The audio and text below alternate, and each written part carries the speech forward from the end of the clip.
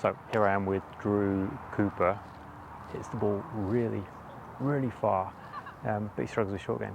So today I'm going to give him a lesson in how to hit wedges, hopefully nearly as good as he hits driver. It's a joke.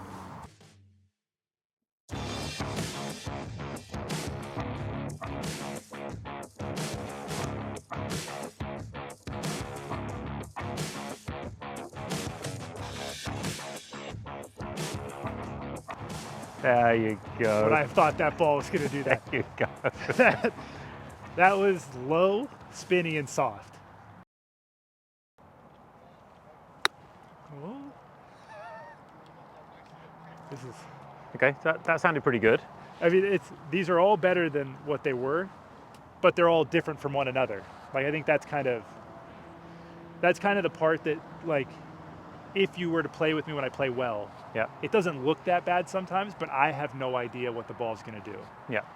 So it could end up close.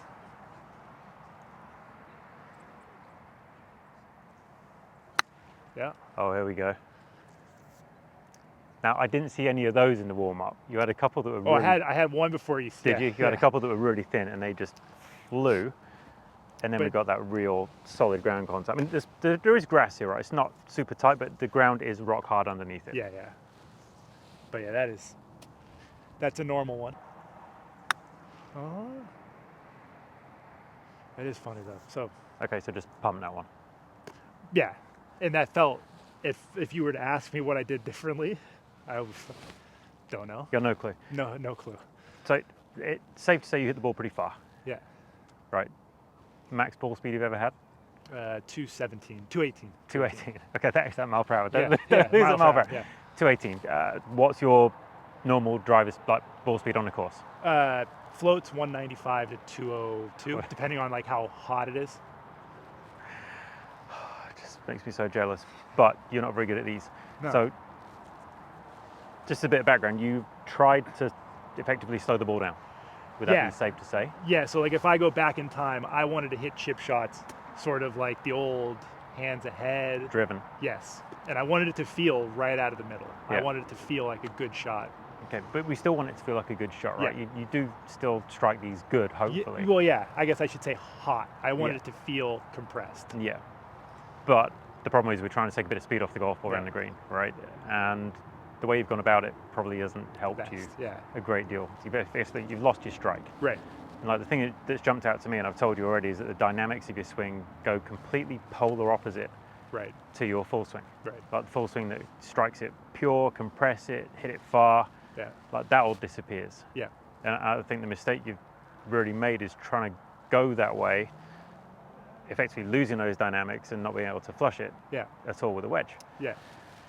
I think it was a misinterpretation of information. So like I heard you don't want to compress it. Yeah. You want to slow it down. And all I was taught, like my work with Dana was like body moves, pressure moves, body opens, hands are dead. Yeah. And so like, okay, if that's how I hit it hard, I'm not going to do, like I got to stop my body. I got to let the club pass. Which is, you've achieved it though. Yeah. But that was what all went through my head. I was saying that you've achieved most of it, right? You don't really let the club pass. Right. Not quite. It's on its way. Right. But everything leading up to something where the club would pass really quickly, you do all that. Yeah. And then you don't let it pass, because I think subconsciously you know that if you did all that stuff, it would be just terrible. Out of town. Yeah. It would be worse than it is. Right. Right. So you do all this stuff. You shut the body down. You throw your right arm down this way, and at that point when your average golfer would just go, you then hang on to it, and it feels jumpy through the ball. Sometimes it feels like that happens, and then sometimes it feels like that happens, and so it's hot, it's weak, it's high, it's low. Right. So, in short, we're going to introduce the dynamics back into it. Yeah, which is wild to me. Right. So the description you gave me, and it was so good a second ago, leading up to the do nothing with your hands. What do you do with your body? Just open it up. Yeah. Just pressure left, open. Pressure left and open it. Yeah. We're going to build on that. That's the foundation of everything, right? We can slow the ball down. Right. And keep that intact. Yeah. See, like that's I'm interested in that. Yeah, I'm interested. Yeah, that just sounds like smashing balls to me. Well, of course it does, because it helps you smash balls with right. full swing. All right, so I want you to do those things. Pressure goes left. Like the pressure, it does shift left in these shots, right? No matter what. Players do it at different times. Okay. Some players do it early. Some players do it downswing. Some players do it the whole way through. So I always say there's like 3 choices for you. I want you to do it at a point that feels comfortable to you. So meaning I could go back and like start going forward, or I could maybe wait a little. You could wait. You could go forwards really early. So sort of like go forward, club goes type thing. Yep. From a dynamics perspective, it's probably too far away from what you do. Yeah. With a full swing, would be my assumption. In the full swing, you probably start pressuring left, midway back? Yeah. Yeah. Okay. So something so like let's that. introduce that timing to it, because I don't want you to feel like you have to time something differently. So pressure's shifting left, mid-backswing, and you are going to get open when you hit it. And if these things fly off at 1,000,000 miles an hour for a couple of balls, that's not a case of, hey, this is wrong. Right. We can slow it down. Yeah, okay. I know the shot you're afraid of here as well. You told me earlier. Like piping it. Yeah, just right, okay, let's see what happens. Again, if you do pipe it, it's not the pivot's fault. That's right, okay. Right.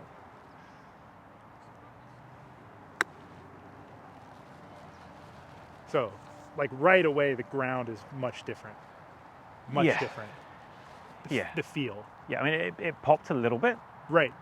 But we can deal with that. We've got to go, it's always the same preference for order, right? Strike, trajectory, touch.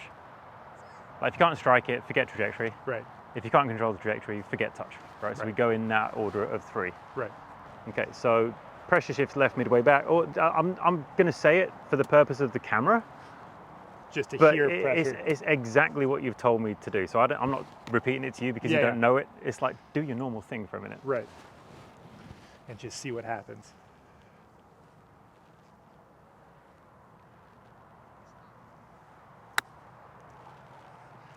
Yeah, see, that's wildly different. Felt much more stable. Sounded much better. Yeah.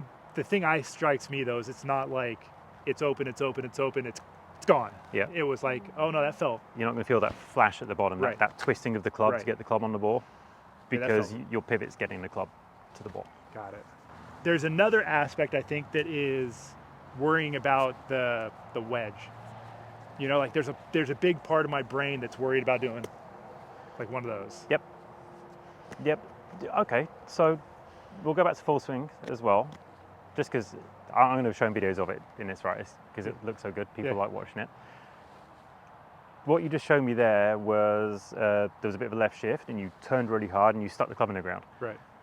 Why doesn't your club continue to go down into the ground on full swing? Yeah, it's getting pulled right back out. Goes up, back, pulls it out of the ground, right? But you just showed me the club not getting pulled out of the ground. Right. Okay. Yeah. I'm not going to say anything else about that for a minute. Okay. Okay, so left shift, rip it open. Pressure open.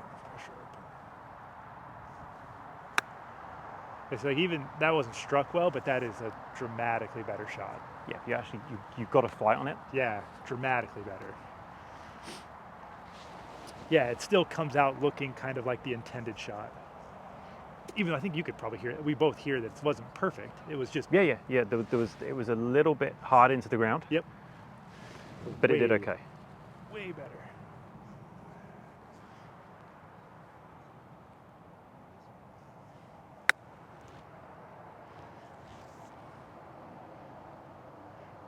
So hopefully that felt like you did nothing with your hands through the ball. Yeah. I would have expected that to be hotter. Yeah. And left. But you're also your right arm is starting to behave differently as well. Yeah, so I don't feel the right arm, I feel the hand. Mm-hmm. So like to me, I don't know what my right arm's doing as much as it doesn't feel like that's happening. Yeah. Well, the sequence of release, right, typically, and we're talking throughout the whole game, right, right arm starts to straighten. That starts to run out. Poor players, it runs out too soon and it goes. Good players, it straightens through the ball and that starts to go as it loses flex, right? Right. Because you're pivoting better, you're not losing flex in your right arm. And that's connected to the wrist, which is the feel you get. So if you're feeling stable in the wrist, chances are that's not going either. Right. And if I look on video, or like let's say I'm trying to watch myself, am I looking for this to never straighten? No, it is straightening. I wouldn't expect to see it straight. It's just not so much so soon. Yeah, Okay. I mean, you were definitely down towards the ground, like vertically this way. Yeah, 100%. Yeah. Okay, down there, and then you're in trouble because the handle of the club's got to get this way. Right. Right. So you weren't even driving it down there. Right. It should be another set of issues. You were driving it vertically down, and then somehow getting the club to the golf ball. Yeah, and then everything fell that way. Yeah. But if you feel like these wrists are pretty solid, stable, passive, chances are you're not going to straighten that just because of the elbow-wrist relationship. You're pivoting stronger, getting more open while you're left. I'd expect to see some bend in it. Gotcha. And it would never fully extend away unless you wanted to drive the ball more. Right.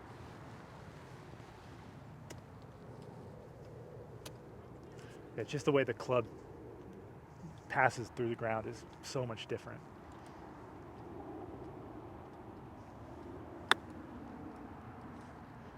So that wasn't the best, but it still looks like what I think it should look like. Yeah, I think the strike was reasonable. Yeah.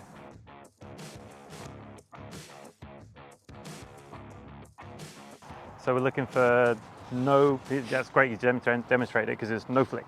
Right, yeah. No flick at the bottom. Right. I want that to just feel stable. Yeah. I could hit this with a really stable trail wrist. That doesn't mean I have to keep pushing down the target line to keep it stable. Right, I can pivot well and hold that wrist really well. Well, yeah, and I think like in my head, I think right wrist and then I think that way. Yeah. But it can be. Yeah, I mean, what you're showing there is a right wrist that's continuing to extend more. Right, and that's how, there. that's how I saw it. Okay, so where are we? Shift left, Pivot. tear the body open, and I want you to keep the right wrist stable. Right. I think stable is a good word for you. Not trying to increase it, not trying to load it more, just stable through the ball.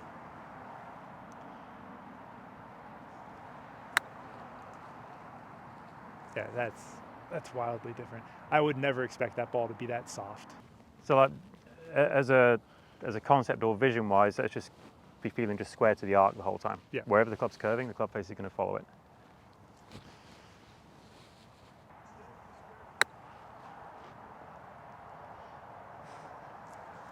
And there's no ball speed issue there. No, that feels like it's as high. It's going to come out low and rolling. That's how that feels to me. Yeah. Like a draw, like a low draw. Yeah, nothing about that seems soft. It's very funny. Good. Good. You think about things that produce speed though, right? You are a speed merchant. Your pivot's going to be good. Right. To ramp up the hand speed. Right. And then when the pivot starts to slow into the ball, but the hands still need velocity, where's that come from next? Right. Trail arm is straightening, Yep. so the hands are still moving, and then it all gets transferred that way, right? Yeah. So out of the three things, if we went body, trail arm, wrist, what have we taken out? Wrist. Well, trail arm. Trail arm Yeah. mostly, and then that leads on to some degree of wrist. Right. Okay. Right, so a big power source for you, we've taken out. Right. And it's kind of because it couples. It's like if this doesn't do its thing, this doesn't do its thing. Yeah. So Yeah. okay. Most of the time. Yeah. I was gonna There's say. always exceptions to the rule. But I think that's why it feels like it's so fast, is because I'm not paying attention. It feels like there's so much speed that I'm expecting it to. Yeah. But go. ultimately, there's a limit to how fast your hand speed can get pivot only. Yeah, right, There's nothing really transferring out. right.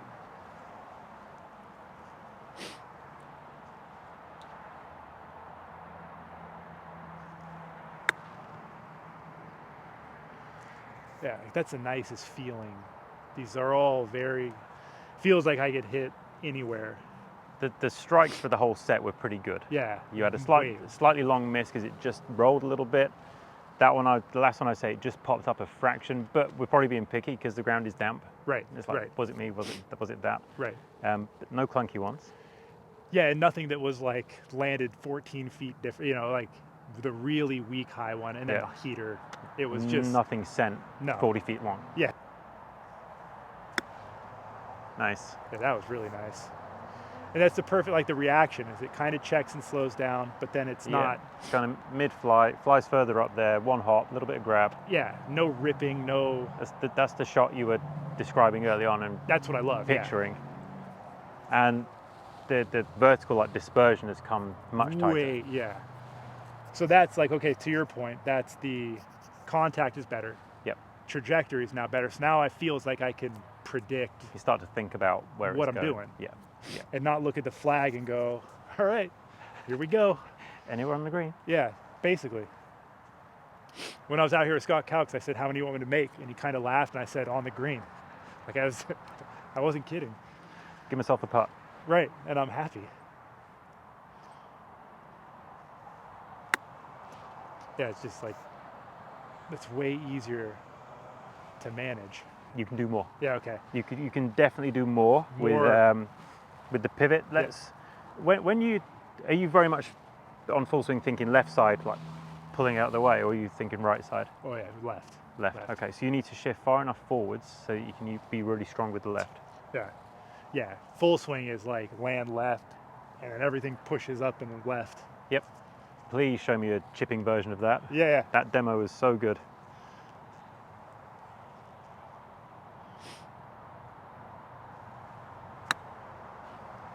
Not in a million years There you go. would I have thought that ball was going to do that. There you go. That was low, spinny, and soft. Okay, I'll give that an 8 out of 10. That was better. Maybe a bonus point because it went in. Yeah. That was very good. Yeah, I can't believe how that ball came off.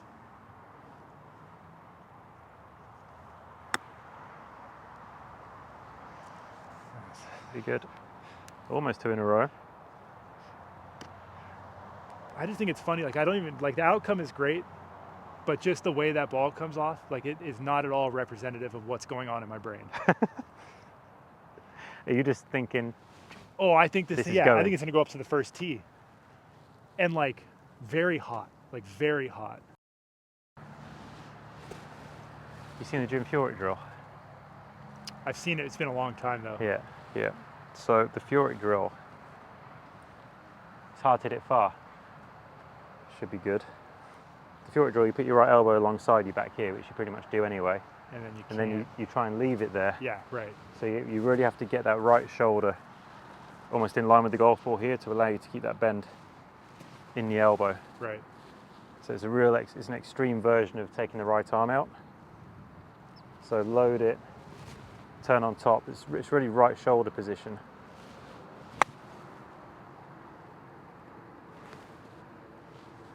Easy. Well, I'm 6 inches closer to the ground than you, Yeah. so I've got an advantage from the start. It's definitely a case of leave it there, still get your early shift, but I think the right side focus might help you a little bit more than just pulling the left side out of the way. Yeah. So that's kind of where this is leading, this drill. So this is feeling like this gets here. So you just let it sit like it normally would.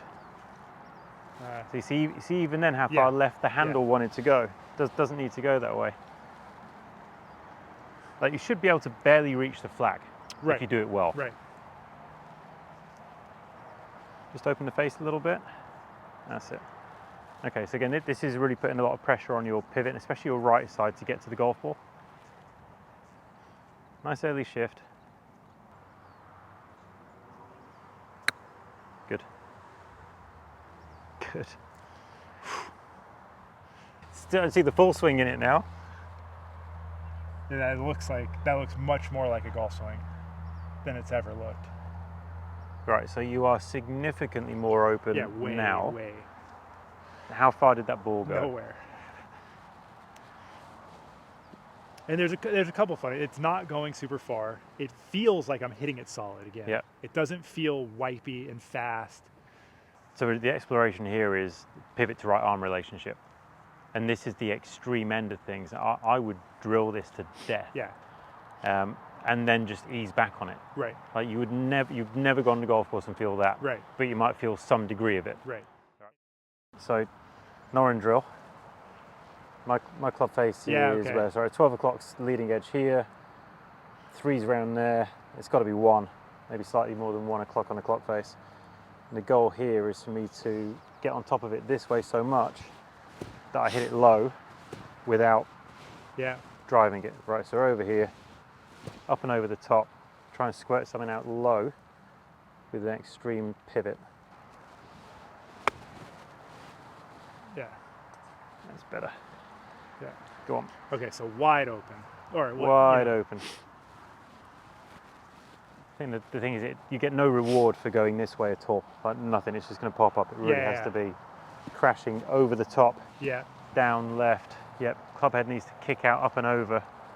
It's got to go this way. Yep. Exactly. Yep. All right, and don't stand too close. Yeah, I'll take that club face. That's fine. That was okay. That was pretty good. I said the club's going to stick, right? Which is fine. Yeah. There's kind of no way around it. That was much better.